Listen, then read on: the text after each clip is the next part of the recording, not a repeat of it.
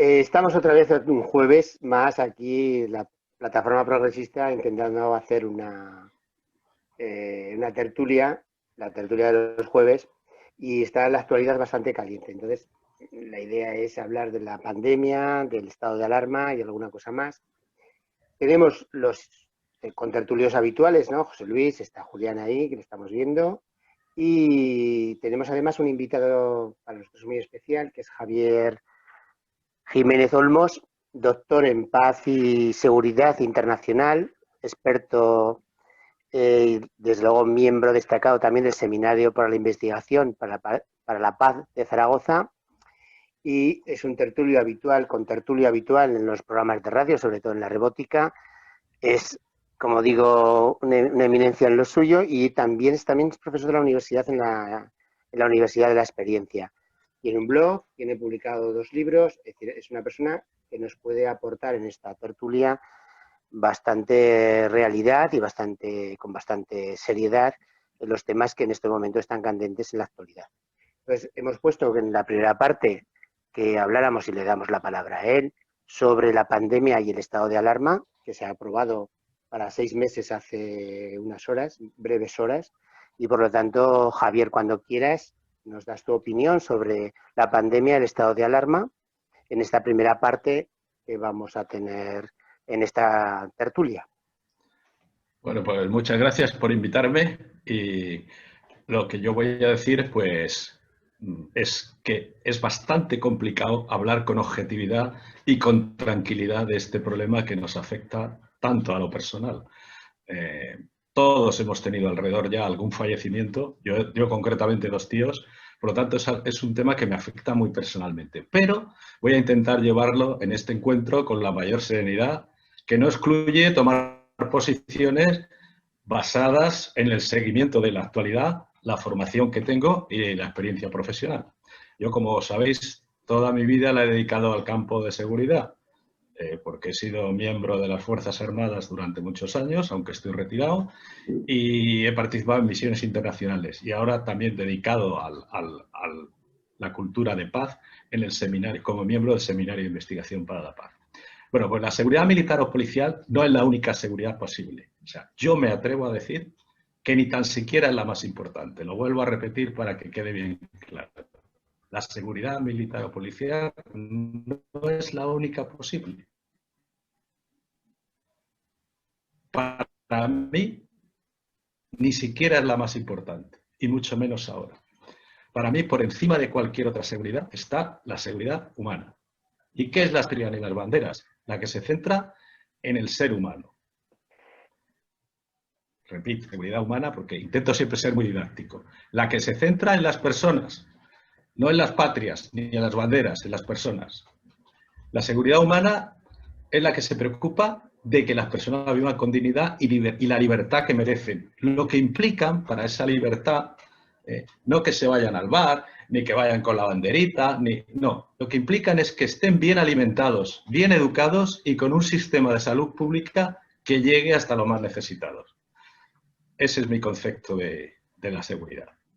Sí, la seguridad sanitaria es fundamental. Sin salud no hay nada que pueda seguir adelante. Por tanto, para mí la democracia empieza por esa libertad que nos proporciona la justicia social, la paz positiva. La paz positiva es aquella paz donde hay justicia social. No solamente paz, sino paz con justicia social. O que me hago siempre la pregunta, ¿es que puede haber democracia cuando hay miseria, pobreza y desigualdad? ¿Qué democracia es esa? Entonces, centrando en el tema que hoy nos mueve, me gustaría hacer unas consideraciones. Primera, esto es una pandemia global que no ha encontrado soluciones globales. Los líderes mundiales no se han puesto de acuerdo. Los líderes mundiales, algunos son negacionistas, otros son simplemente ignorantes, otros son populistas. Y esto ha contribuido a que la pandemia haya tomado ventaja. El virus va por delante. Luego podemos hablar, si queréis, de lo internacional. Por lo que respecta a España, me queda la duda, y lo digo claramente, y que no se me malinterprete, si el sistema autonómico vigente es el adecuado para resolver este tipo de crisis. ¿Me explico?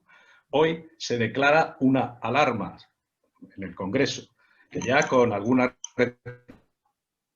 reticencias, pero ya llegamos a que cada presidente de comunidad autónoma la interpreta como quiera. Y no se podemos encontrar presidentes como la señora Ayuso, que va por su cuenta, por libre. Antes teníamos a los independentistas también, no nos olvidemos, que también va por su cuenta.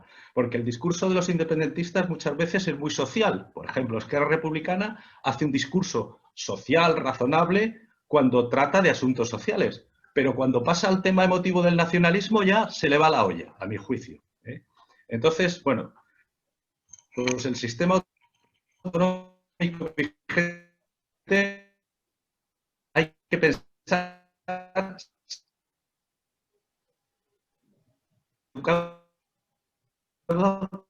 para resolver este tipo de crisis. Yo creo que el sistema neoliberal impone esta pasada del neoliberalismo más radical. Yo tengo en mi blog, que habéis citado, un artículo muy pensado que se titula "O se es nacionalista o se es de izquierdas, y si no, que me lo explique". Creo que podríamos debatir sobre esto.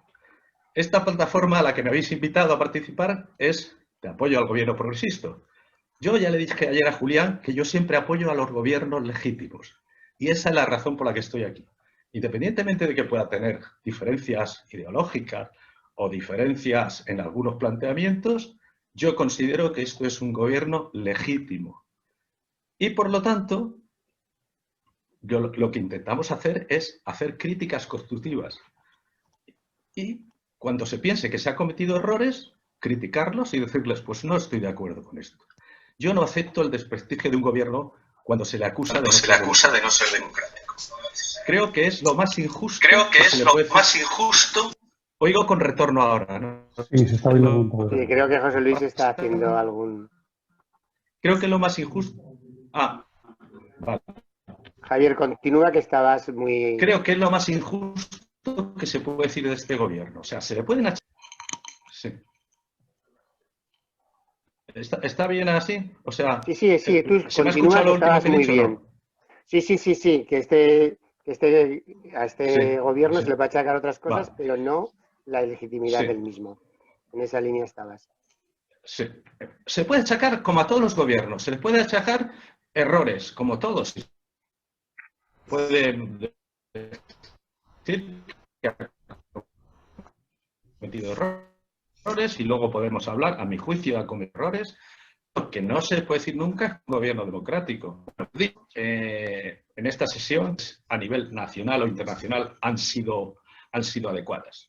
Y podemos hablar de una cosa que, a mi juicio, desde el punto de vista que yo manejo más, que es de la seguridad internacional, si la deriva polarizadora y el discurso populista reaccionario, también tengo un artículo en mi blog muy académico sobre lo que yo considero que es el populismo reaccionario, que se aprovecha del descontento social y no sabemos hacia dónde nos puede conducir esto. Y ya aquí lo dejo, que creo que tenemos para debatir lo que queramos. Muy bien. José Luis, Julián, tenéis la palabra si queréis comentar, reafirmar. Venga, Julián. José Luis, ¿qué estás deseando, José Luis? Bendecido. Julián, yo no sé si... Dudo que José Luis... Sí, José Luis. Sí. Lo que no sé es cómo se me oirá, porque yo tengo el internet, lo tengo muy estos bien, días muy totalmente... Bien. Ahora muy bien. Pues ahora se oye muy bien. Aprovechemos, pues. Bueno, yo estoy de acuerdo con lo que dice Javier, de que evidentemente desde el punto de vista de es un gobierno legítimo, en el que se puede estar de acuerdo o en desacuerdo con sus decisiones, que unas veces acierta y otras veces falla, como todos los humanitos.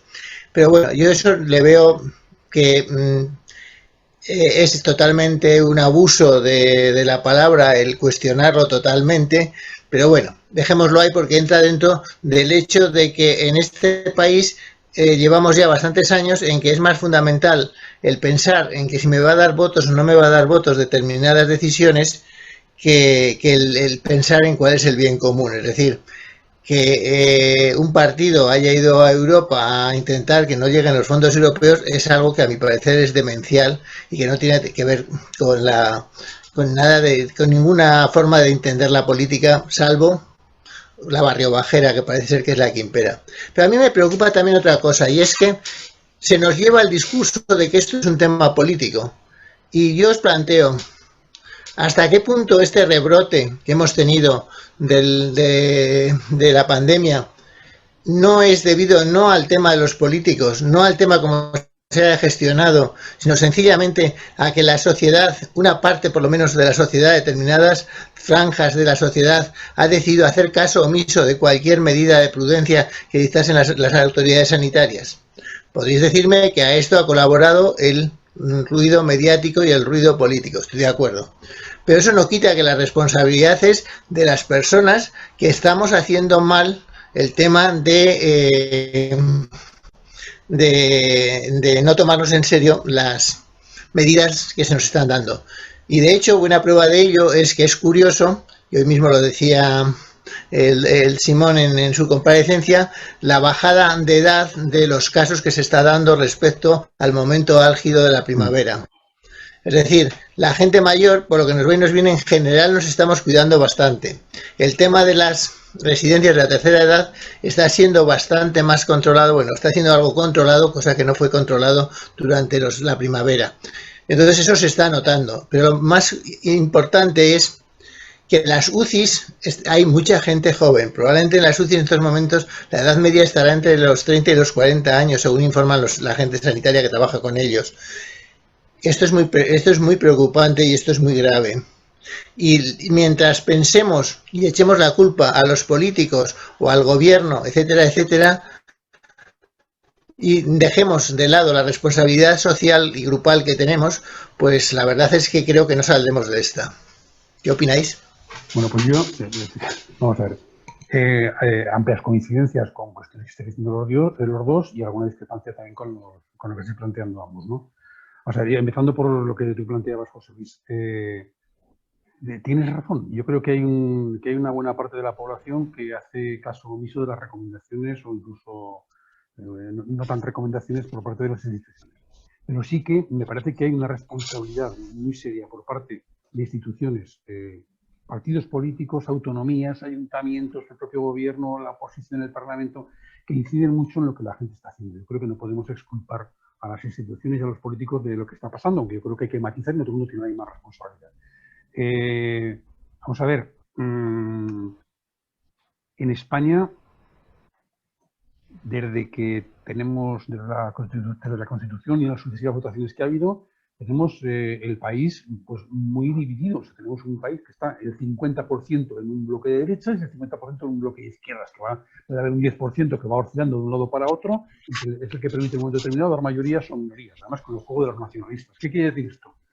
Pues quiere decir que hay muchísima gente, pues prácticamente la mitad de la población, un 40%, que no deja de seguir y hacer caso a lo que los planteamientos de los partidos de derechas vienen diciendo. Bueno, y es verdad que siempre hay una interrelación entre lo que dicen los partidos y lo que los partidos piensan que piensa esa gente. Pero ahí está. ¿Cuál es la actitud que tienen en estos momentos los partidos de la derecha, los partidos de la oposición de derechas? Pues es una actitud absolutamente irresponsable, ya la habéis estado comentando. Tan irresponsable que parece que les importa tres pepinos absolutamente todo con tal de buscar espacios de poder para acabar gobernando. Su idea es desgastar a la coalición de gobierno por encima de cualquier tipo de consideraciones, y esto también va calando en la gente que lo sigue. Hombre, podríamos decir, dicen tantas barbaridades, tantas tontadas, están tan fuera de lo que es el sentido común, y el sentido común que la propia derecha europea está haciendo, que podría haber gente que se descolgara, pero es que no hay gente que se descuelgue, o sea, es que hay gente que les sigue, ¿no? Eso, añadido al desconcierto que se produce y a las torpezas que algunos cometen, bueno, la última torpeza esta del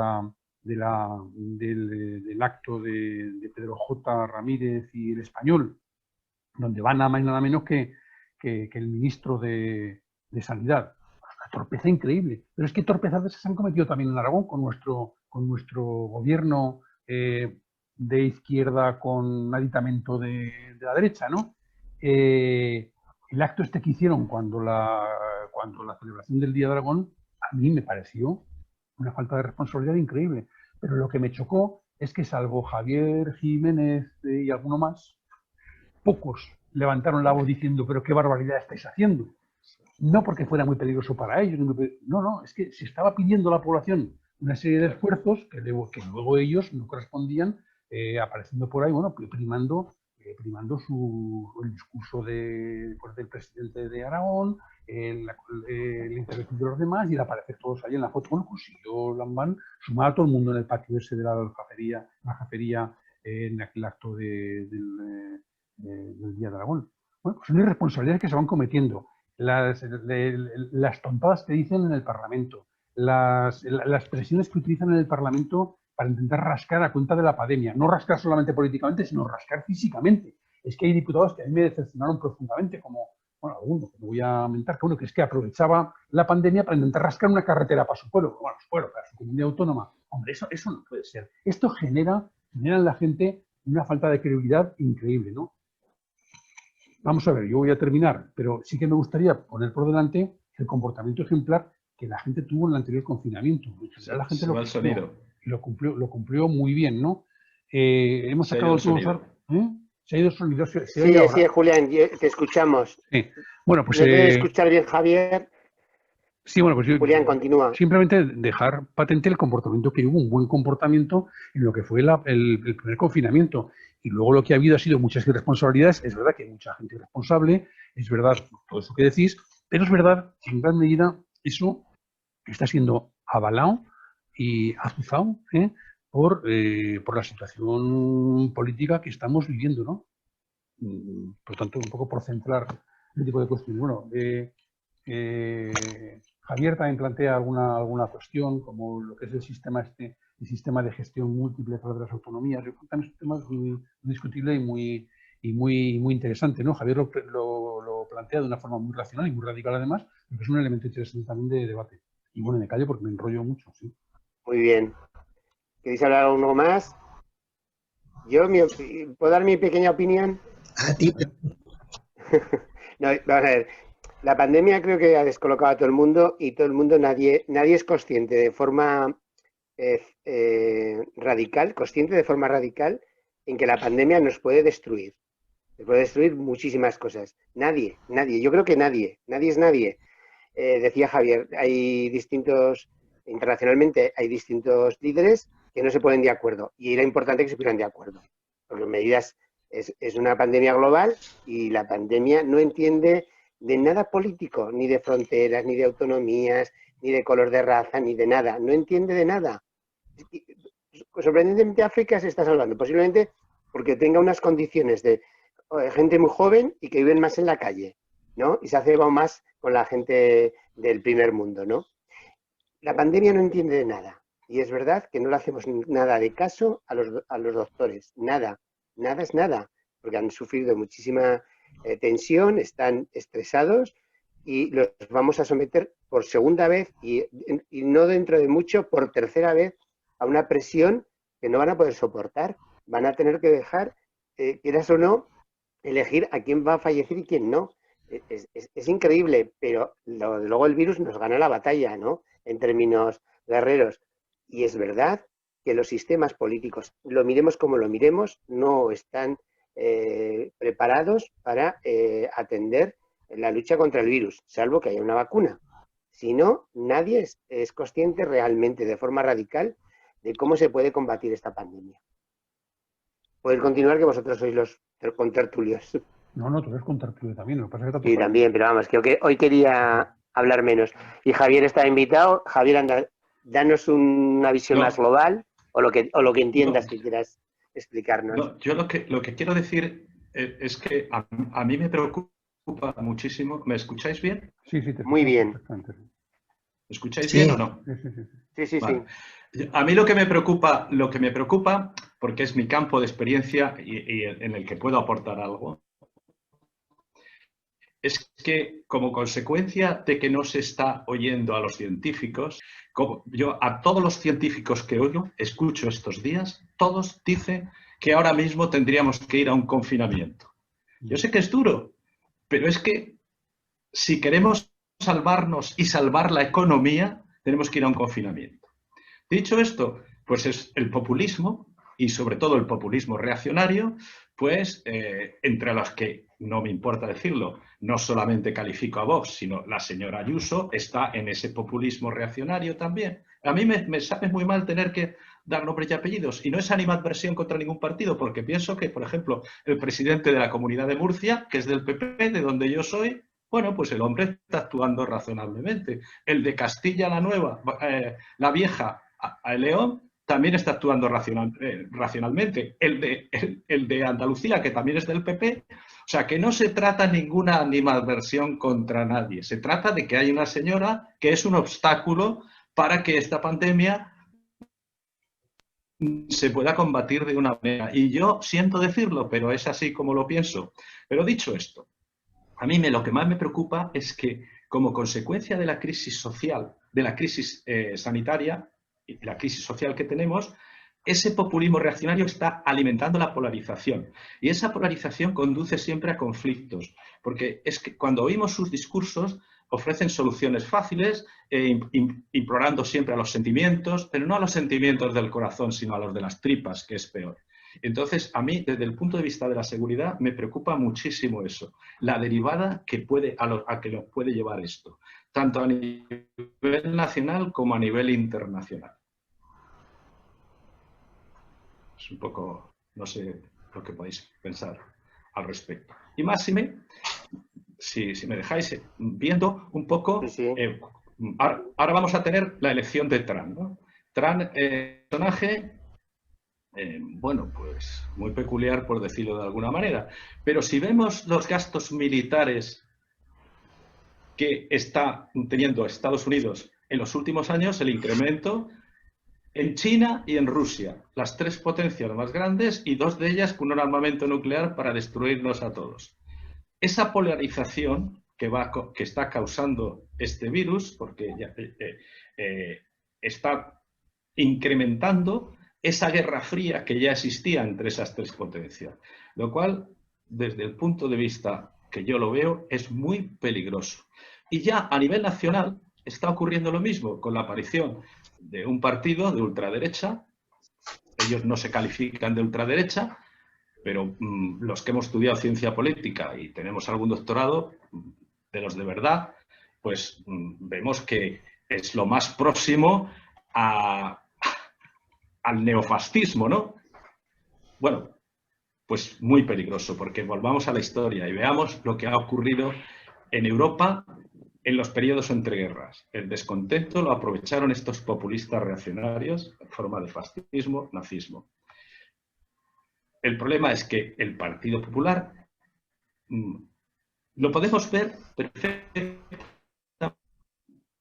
en las redes. Estos días que tenemos en las redes, a través de estos altavoces de partidos ultraderechistas, pues con los bulos y con otro tipo de cosas. Por ejemplo, el decir gobierno bolivariano, socialcomunista, connivente con los terroristas.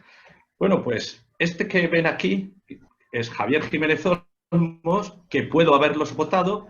He luchado toda mi vida contra el terrorismo, no soy nacionalista, no soy separatista y no soy bolivariano. Por favor, un poco de respeto simplemente. Sí, pero fíjate, a mí lo que me choca de lo que estás diciendo es que fíjate que es curioso que se estén empleando en España en estos momentos por parte de la derecha. Bueno, yo soy de la teoría de que de luego al final quien está liderando la derecha y quien está marcando el paso dentro de la derecha, nunca mejor dicho, es Vox, el que ha condicionado la política de la derecha, de la oposición en estos momentos, desde luego es Vox. Y se están empleando, aunque los otros también tienen tela, pero se están empleando en España exactamente los mismos argumentos que se han estado empleando en Venezuela, en Ecuador, en Bolivia, en cualquier sitio, ¿no? Es decir, se pone en cuestión la legitimidad del gobierno, es un gobierno democrático, vivimos en una dictadura, exactamente lo mismo. En Italia y en Francia también, ¿eh? Sí. Entonces, bueno, pues la verdad es que no deja de ser... que digo, por no llevarnos a... es por no llevarlos a estos países que siempre puede... No, es que esos argumentos que emplea aquí la extrema derecha los ha empleado en Alemania, y la señora Merkel, que yo sepa pertenece a la democracia cristiana, los ha aislado totalmente. Incluso en las Fuerzas Armadas ha disuelto 2 regimientos simplemente porque tenían cierta connivencia con movimientos ultraderechistas. O sea, en Francia exactamente igual. El señor Macron ha sido inflexible. Y en Italia yo me alegro porque en las últimas elecciones al señor Salvini y al partido integrista de la Liga, que antes se llamaba la Liga Norte y que era un partido independentista, yo lo sé muy bien porque he vivido esos tiempos en Italia, pues la Liga Norte transformada en Liga, un partido también de tipo de corte ultraderechista, pues también le han puesto en su sitio. Quiero decir que en España el Partido Popular concretamente se tiene que desligar de la extrema derecha. Y ligándolo con la pandemia, el estado de alarma es la única medida legal que tenemos constitucional, artículo 116 de la Constitución, para poder resolver los confinamientos o las limitaciones de los derechos individuales. Es la única que tenemos. Empiezan a decir, podríamos tener otra, todo lo que quieran. Pero el estado de alarma es precisamente cuando hay una emergencia de este tipo. ¿Para qué queremos otra ley? Si ya tenemos una ley que nos regula los estados de alarma, de excepción y de sitio. Por favor, no hagamos demagogia. Y por eso no entiendo, que puede ser criticable, de que el presidente del gobierno hoy se haya usado la Cámara, ser criticable de que no se vaya a rendir cuentas cada 15 días o cada... Bueno, todo eso es discutible. Pero discutir que más eficaz que tenemos...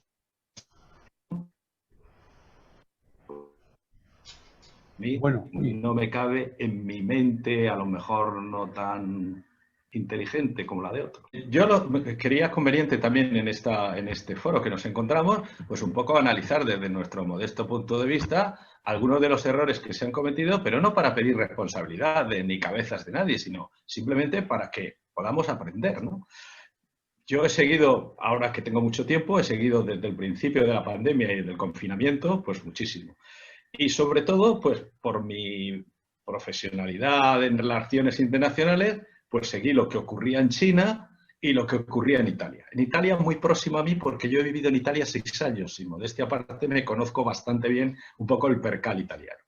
Entonces yo estaba viendo que lo que estaba ocurriendo en Italia en el mes de febrero o marzo nos iba a venir a nosotros y aquí no reaccionaba nadie.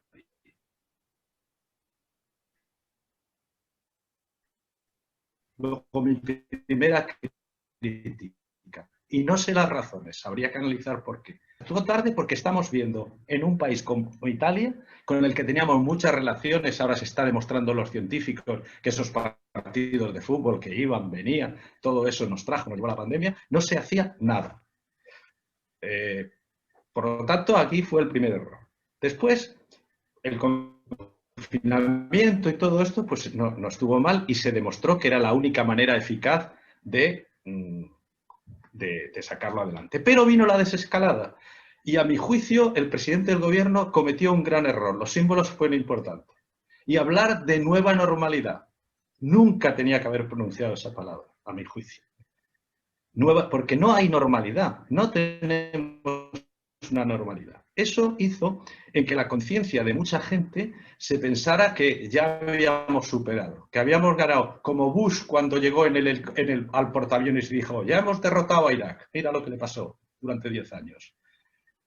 A mi juicio, ese error, sumado a toda la propaganda de la oposición, ha contribuido a que la gente se relaje en demasiado. Y hemos tenido esta ola, o como se quiera llamar, con una reacción, a mi juicio, otra vez tardía, por parte de las autonomías y por parte del gobierno de España. Yo nunca digo gobierno central, digo gobierno de España. Porque eso del gobierno central, también podrían decir los de Huesca, que aquí tenemos un gobierno central. Que lo dice. Los de Teruel, o sea, pues por eso. Que lo dicen. Es que de todo esto es gobierno de España. A mi juicio, ha vuelto a actuar tarde. Y yo se lo critico no por el exceso, no, por defecto, porque no han tomado las decisiones. O sea, un gobernante, a Sánchez, tenía que ser en un momento determinado, si no se ganan las próximas elecciones, no se ganan. Hay que ganar la guerra. Y esto es una guerra, donde nos bombardea unos aviones que llegan con unos bichitos que no vemos. No se destruyen las casas, no se oyen bombas, pero hay que ganarlo. Y entonces hay que tomar decisiones valientes. Y la decisión valiente que el señor Sánchez y el gobierno, al que vosotros y yo también apoyo, tenía que haber dicho un estado de alarma para toda España, como ha hecho ahora el señor Macron y como la señora Merkel. Y el que quiera que se desmarque, ya sé que es muy complicado porque contamos con la oposición del PP y no nos olvidemos, los nacionalistas, que van a la suya, van a la suya. Y entonces el gobierno está atrapado de alguna manera, pero hay que ser valiente. Y yo lo que han hecho hoy de un estado de alarma a la carta, sinceramente, creo que en el Facebook lo puse en el mes de julio, Julián creo que lo ha visto, aquella carta que puse Mi Sentido Común, diciendo un poco lo que iba a pasar. Y por desgracia ha pasado. Pues ahora aquí esto que queda grabado, diré que esto nos va a conducir de nuevo a el caos que estamos teniendo. Sí. Y ojalá me arrepienta, ojalá dentro de unos meses diga, mira, oye, qué exagerado te pasaste. Bueno, pues ojalá, me alegraré, porque me afectará a mí. Pero pienso que por el camino que vamos, mal. Y a la prueba me remito. Viene la señora Ayuso y dice, no, yo, en vez de 15 días, el día que quiera. Y ahora vendrá otro por criticar también. Aquí el señor Lambán, por ejemplo, con todo lo que teníamos encima, no se sumó a pedir el estado de alarma. No se sumaron a pedir el estado de alarma las autonomías del PP y la del señor Lambán. No pidió el estado de alarma. ¿Y por qué? Creo que tenía una doble obligación desde el punto de vista sanitario, porque teníamos una de las peores situaciones de España, y desde el punto de vista de solidaridad con un gobierno que es de su color, para apoyarle, también tenía que haberlo hecho. Como veis, estoy siendo bastante crítico con todos, pero no de una manera, porque esto lo he puesto también en las redes. Pienso que hay que aprender de todo. Que en mi opinión de Lambán es que tuvo compromisos económicos, sobre todo con yo sí que les llamo República a los camareros, porque al final la presión de la hostelería, del turismo y esto es muy importante. Sí. Y esto, unos días antes de que saliera la posibilidad de pedir el estado de alarma, hubo compromisos del vicepresidente del gobierno de Aragón, con el presidente del gobierno de Aragón, con los representantes que tenía hostelería. Esto es un problema. Yo, de todas maneras, cuando analizas de forma global lo que ocurrió, es criticable. Pero yo, como persona también, en los primeros momentos nunca creí que esto iba a ser así. El gobierno era muy débil y muy reciente cuando apareció la pandemia. Muy débil y muy reciente, queriendo hacer políticas de izquierdas, que eso, desde luego, la ministra de Trabajo ha tenido un papel fundamental en la protección del empleo. Ya veremos luego cómo acaba. Pero es verdad que nunca se le ha hecho caso ni se les va a hacer caso, porque cuesta mucho hacerle a los sanitarios y especialmente a la gente de la ciencia caso, porque los políticos tienen mayores compromisos que eso. Y ha habido y hemos tenido escenarios muy curiosos, ¿no? La gente del barrio Salamanca manifestándose en los primeros días. Yo creo que son los primeros que se manifiestan contra la situación del estado de alarma y de confinamiento. Es muy curioso. Y en la primera parte que has hablado, Javier, a mí sí que me ha gustado, y claro, es algo que hemos echado de menos todos, que hubiera una política seria, europea o mundial con respecto a esto. Pero claro, hemos tenido a los brasileños, a Trump, a no sé quién. Es decir, es que no ayuda a nadie a que la pandemia se combata de forma global, seria Y como has dicho hace un momento, ¿no? El confinamiento es la mejor manera de bajar el volumen de actividad del virus, pero no lo soluciona. Y eso lo ha dicho José Luis, yo lo comparto siempre, que la responsabilidad individual es muy importante. Tiene que haber políticas serias y valientes, desde luego, y tiene que haber una responsabilidad individual. Porque si no, colapsaremos la sanidad, y la sanidad va a tener no solo lo que ocurrirá con el virus, sino aquellas enfermedades que no son atendidas ahora porque la sanidad no puede. La situación es muy grave, y es muy grave, y hay que hacer que la máquina del dinero funcione para seguir en una recuperación que cuando sea. Y yo lo que tengo muy claro ahora, y esto yo digo que en febrero, cuando los partidos de fútbol y tal, yo creía que esto era un resfriado más, otra pandemia de estas leves que las ves desde un balcón o desde el estrado, y ahora tengo muy claro que vamos para 2 años, que esto va a durar 2 años, hasta que la gente tenga una vacuna seria y llegue a una población suficientemente grande como para que la pandemia deje de ser una enfermedad que lesione a la humanidad, ¿no? Y va para largo, y esto es verdad, va para largo, y esto hay que empezar a pensarlo. Es que creo que ha habido, yo creo que uno de los problemas de fondo ha sido el tema de la economía y el cómo muchas empresas han entendido que la situación que se está viviendo de confinamiento y de bajada, por tanto, de la demanda, del trabajo, la necesidad de reducir el ritmo de lo que es el sistema productivo, la demanda, por tanto, de materias primas, todo esto, se ha asustado mucho, y la verdad es que sí que es un problema, ¿no? Desde el punto de vista racional, yo creo que hay una tensión, ¿no? Hay una tensión que es verdad, que yo creo que es cierta, ¿no? Es dónde está el equilibrio entre me estoy oyendo, el que José Luis tiene por ahí. José Luis estará intentando entrar. Está ahí adentro, lo que pasa que yo creo que por duplicado lo tenemos por el móvil y por el ordenador. Sí. Yo creo que hay la búsqueda de un equilibrio entre lo que es la economía efectivamente y la salud. Teniendo en cuenta que además es cierto que un destrozo de la economía a determinados niveles va a tener una incidencia directa también en la salud. Es decir, un aumento de la pobreza, si no hay un papel redistribuidor por parte del Estado, pues lo que hace es que hay mucha gente que acabe muriendo de enfermedades, que las expectativas de vida bajen, que la mortalidad infantil se incremente, y por lo tanto las bajas por la pobreza pueden en un momento determinado superar incluso las bajas por el COVID. Entonces, hay un punto, como en muchas cosas de la vida, tiene que haber un punto de equilibrio en el ver cómo se ve todo esto, ¿no? Claro, pero la búsqueda de ese punto de equilibrio requiere también, o está haciendo que haya muchas tensiones, y efectivamente muchas empresas que pasan olímpicamente de lo que es y muchos intereses económicos que pasan olímpicamente de lo que es el tema de la salud, van al beneficio inmediato, por tanto no tienen en cuenta para nada lo que puede pasar, ¿no? Y hay gente pues que plantea que la salud está por encima de todo, y es verdad, pero sin tener en cuenta ese factor de que la salud también puede verse muy afectada con un aumento de la pobreza derivada de una situación de crisis económica profunda. Por lo tanto, bueno, ahí este es uno de los elementos que también hay que tener, yo creo que tienen en cuenta los gobernantes. ¿Cómo no se nos va esto al carajo y cómo hacemos que la economía vaya tirando más o menos y podamos tener recursos para salir de esta? Y cómo además lo que hacemos es pues, cuidar la salud. A mí me da la impresión de que hay gente que de una manera muy responsable, los que piensan solamente en la economía sobre todo, que están trabajando para lo que es la inmunidad de manada, ¿no?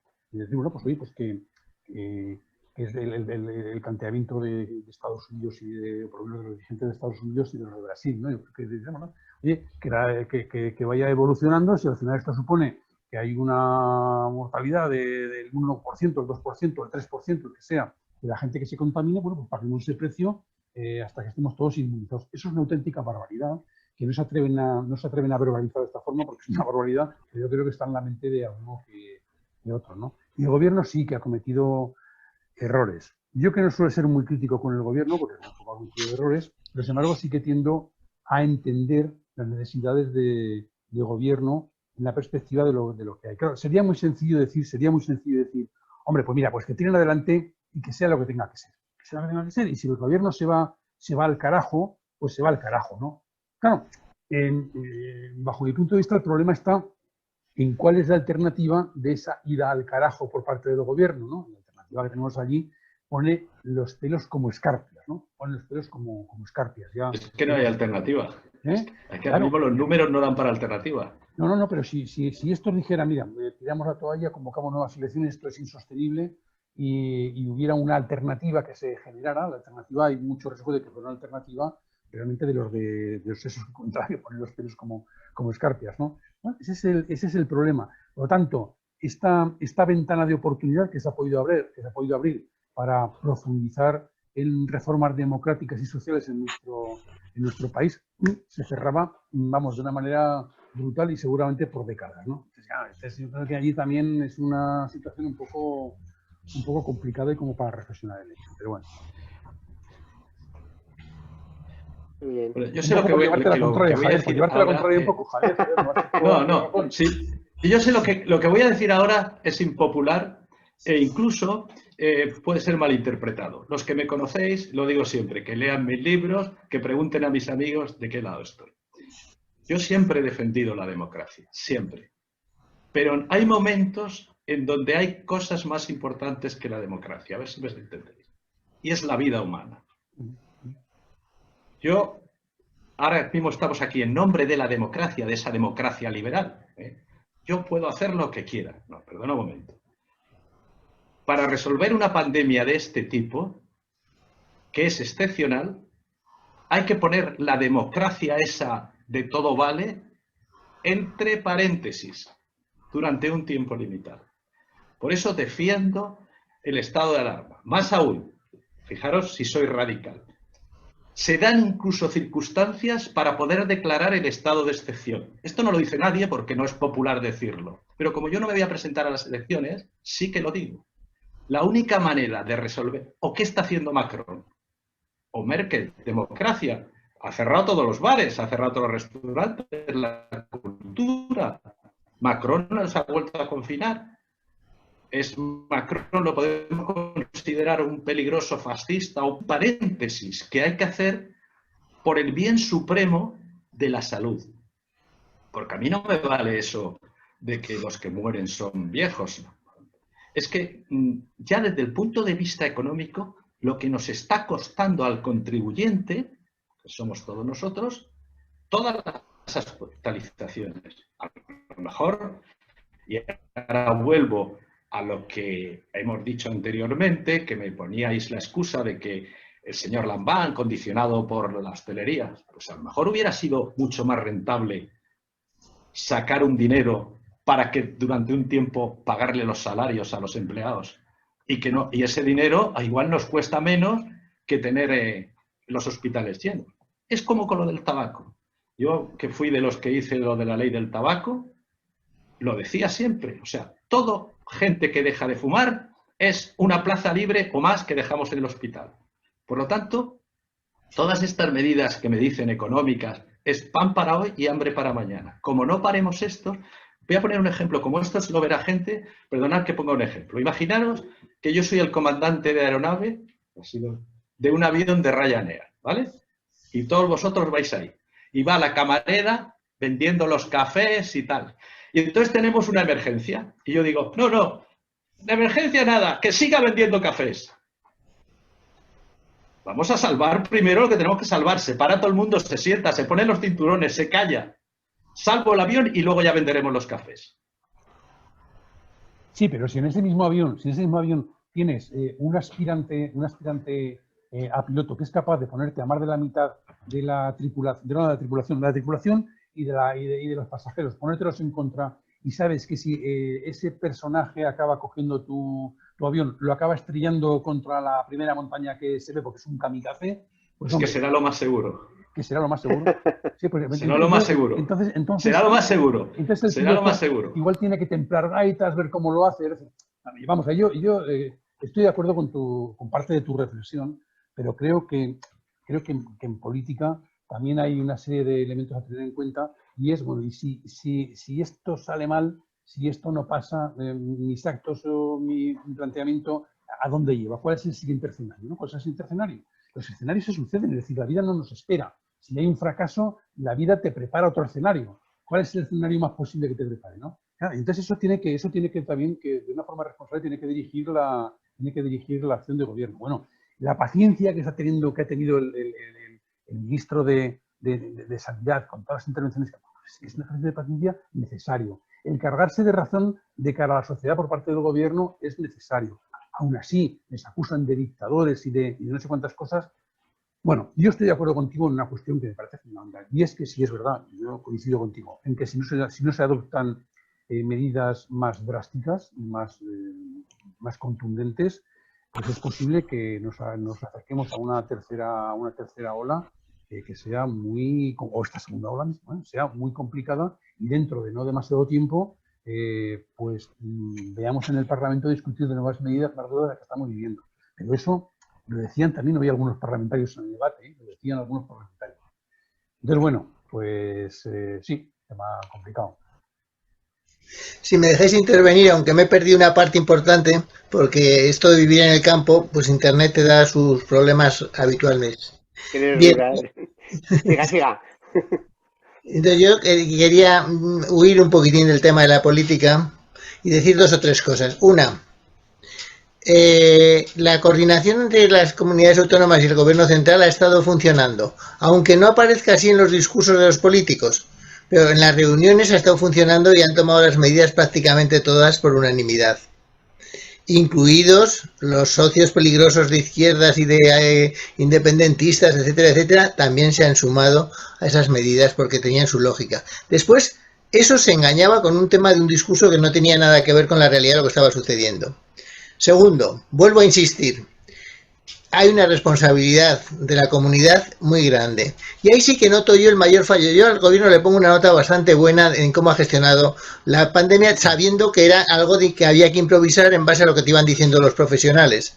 Pero que los profesionales no tenían ninguna seguridad, ni en estos momentos tampoco la tienen del todo. Ni mucho menos, saben mucho más, pero siguen así. Entonces yo el fallo que le veo al gobierno, ¿sabéis cuál es? Nos ha ocultado en las televisiones y los medios de comunicación a los muertos y a la gente que ha quedado enferma. Entonces la gente, estamos hablando de 50.000 muertos, pero como una cifra de 5 con 4 ceros, no 50.000 personas que han fallecido de unas formas determinadas. Y no se está hablando nada de todas las secuelas que está quedando la gente que no se encuentra en esos 50.000, pero se encuentra en la gente que ha sobrevivido, pero que tiene secuelas. Entonces, eso yo creo que ha sido un fallo. Me contaba un amigo hace muy poco que estaba viendo una ópera retransmitida por la televisión francesa y de pronto vio que en el intermedio este que se hacen las óperas estaba la gente sin mascarilla, bebiendo, charlando, etcétera, etcétera, lo típico que se hace. Se quedó extrañado hasta que descubrió que era un anuncio en el que inmediatamente aparecía lo que sucedería si se hacía así. Es decir, aparecía la gente en las UCIs, aparecía con los tubos y aparecía la gente en los entierros.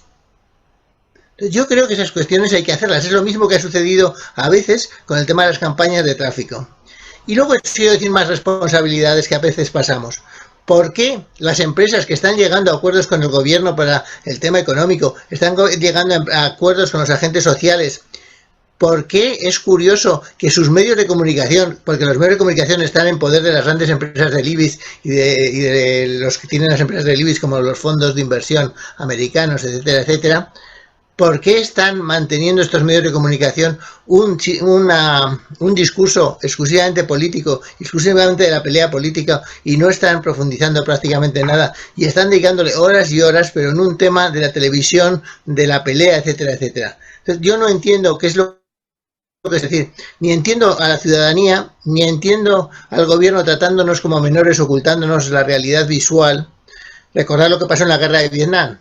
El gobierno cometió el error de dejar ver cómo se llegaban los féretros de los soldados americanos, hasta que en un momento dado lo cortó. Ya había estallado el movimiento popular y ya no lo pudo parar. ¿Y por qué las empresas están jugando, por un lado, a un tema de diálogo y por otro lado están manteniendo medios de comunicación que les cuestan un ojo de la cara, por cierto, porque están todos en pérdidas, y están manteniendo ese discurso de la crispación? ¿Qué pensáis? Volvemos a lo del gobierno ilegítimo, ¿eh? Es decir, ¿quién piensa que el gobierno es legítimo? El IBEX 35, a veces pensamos que no, pero resulta que sí. Los grandes poderosos de este país piensan que es ilegítimo, pero no es ilegítimo, que eso lo dice Bosch, lo dice posiblemente por la ideología, pero los otros lo dicen por la economía. Es decir, que empiece a sacar la patita Podemos de subirles impuestos a unas capas, que es tibio, otro día hablaremos de presupuestos. Los presupuestos empiezan a ser progresistas, empiezan a enseñar la patita progresista. ¿Es algo incómodo para los poderes económicos del país? Pues es algo incómodo para los poderes económicos del país. Que tengamos una ministra de Trabajo que empiece a hablar de modificación de la reforma laboral y que empecemos a tener más seguridad jurídica para los contratos de trabajo, que se cambie el modelo productivo, eso es un riesgo para la gente que maneja la economía de este país, y así sucesivamente. Entonces, ¿por qué siguen atacando al gobierno que ellos consideran ilegítimo? Porque es un problema económico, como siempre. Ponen lo económico y la seguridad de su clase está garantizada por encima de la seguridad y la salud de las personas de a pie, de aquellos que en el mismo Madrid hablan de los confinados, de aquellos que son del barrio de Vallecas y de otros barrios que les importa muy poco a la gente del barrio de Salamanca cómo viven y dejen de vivir siempre que les vayan en el metro a trabajar y a atender a sus hijos y a hacerles la limpieza de sus hogares, ¿no? Por exagerar. Pero en esa línea, esta gente actúa y se manifiesta más en Madrid porque es donde más núcleo de gente rentista y económicamente tiene su residencia. Esa es mi opinión. El bien de toda la sociedad, la justicia social y tal, en este país, es este gobierno que la está defendiendo, con sus errores, con sus improvisaciones, con lo que sea. Pero desde luego la otra parte, la alternativa, para nada tiene la justicia social como defensa. Al contrario de la derecha europea, que la derecha europea pone los intereses de toda su población, lo que estamos viendo, ¿no? Cuando hablamos de Merkel y hablamos de Francia, los intereses y la salud de las personas, independientemente de dónde vivan, cómo vivan y dónde estén. Porque han tenido el valor de confrontar contra los camareros y contra, los dueños de los bares, ¿no? Los camareros duro tendrán. Pero seguro que tienen un modelo productivo distinto, que lo tienen. Lo mismo que tienen un modelo de contratación y de no precariedad en el empleo, también. Y eso es un problema que nos hace empobrecernos y estas son las razones que yo creo que este país es distinto. Más allá también de la izquierda y de la derecha, lo económico es de derechas, pues lo económico nos hace daño. Bueno, y eso que este gobierno, de alguna forma, ha amanecido, ha florecido en un momento en el que las directrices de la Unión Europea no son restrictivas tal y como se planteaban, no tal y como se planteaban hace, bueno, lo que fue la gestión de la anterior crisis, ¿no? Por tanto, me da la impresión de que ni siquiera las políticas que este gobierno progresista puede hacer desde el punto de vista económico van a chocar mucho con lo que son las directrices de la Unión Europea, ¿no? Pero ni siquiera en lo que es materia laboral. Yo creo que puede haber una parte también de la derecha económica que pueda entender que la situación en regulación laboral, tal y como está planteada hasta ahora, es realmente muy poco sostenible. No saben bien a dónde puede llevar. Puede haber sectores económicos de la derecha que pueden estar también porque algunas de las barbaridades que se hicieron en lo que fue la reforma laboral del Partido Popular se vayan corrigiendo, ¿no? Pero bueno, es todo muy contradictorio. Pues yo no sé si en estos momentos, José Luis, la política lleva exactamente las directrices de la economía, ¿no? No sé si la política de derecha realmente corresponde a lo que son los intereses de una buena parte económica de la derecha económica. En absoluto. Por eso, En absoluto. que la política va mucho más allá, está jugando un factor muy ideológico y no sé si también más que ideológico, más de búsqueda de ámbitos de poder, ¿no? En este país la derecha se ha creído que este país es suyo, lo llevan muy adentro y no pueden soportar que se les lleve la contraria. No sé qué parte económica y qué parte ideológica y qué parte de patrimonialismo, ¿no? Pero bueno, está todo eso. Y bueno, nos quedan... Javier, que esto no... No, yo solamente quería, porque yo los temas políticos no quiero entrar mucho, aparte de que no los domino, no he pertenecido nunca ni voy a pertenecer a ningún sitio. Yo quiero entrar en una cosa que afecta a todos, y es el liderazgo en tiempos de crisis. El liderazgo se entrena, no se improvisa. Pongo el ejemplo del comandante del avión. ¿Os imagináis que un comandante de un avión no esté entrenado para salvar emergencias, o que un médico del servicio de urgencia no esté entrenado. Entonces, mi pregunta es, ¿tenemos líderes? Porque gobernar en tiempos normales lo hacen los burócratas. No hay ningún problema. Cualquier burócrata puede gobernar. Gobernar en tiempos de crisis se necesita un liderazgo. Y los liderazgos en tiempos de crisis no se improvisan, se entrenan, se educan, se preparan. Nadie nace siendo un líder para tiempos de crisis. Yo me pregunto, porque antes habéis dicho que el gobierno le pilló de improviso. Tenía una prioridad. Prioridad número 1. El gobierno que entró, cuando entró, tuvo, a partir de febrero, tuvo una prioridad absoluta, que era esto, la pandemia. Yo siento ser tan crítico. Las comunidades autónomas ya no quiero ni decirlo, porque no